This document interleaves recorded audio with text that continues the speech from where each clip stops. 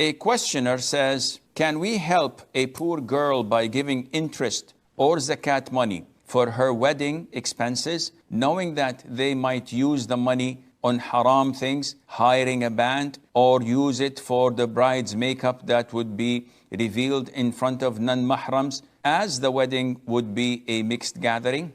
If you know for certain that this interest money, your charity, your zakat money is certainly going to be utilized in haram, you must not give it to them. But if these are only speculations, they might do this, they might do that. This is not my job to investigate. Again, it's not my job to enter people's hearts. It's not my job to interrogate the poor and demand they tell me where they're going to spend the money.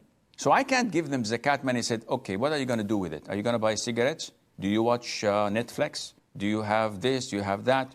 And I check the boxes, then I give it to them. No, this is not permissible. But if I know for certain that the father of the girl comes to me and says, we need the money to hire a big hall in a hotel, it's going to be mixed, I need a lot of money because of the band that's coming to play music.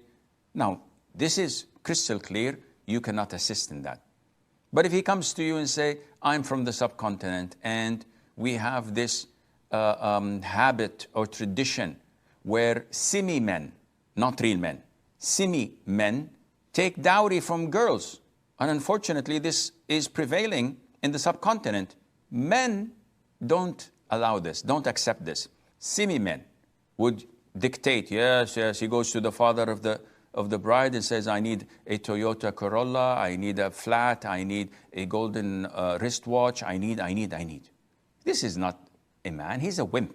Real men don't accept a penny from the girl or from her parents because they have dignity, they have honor.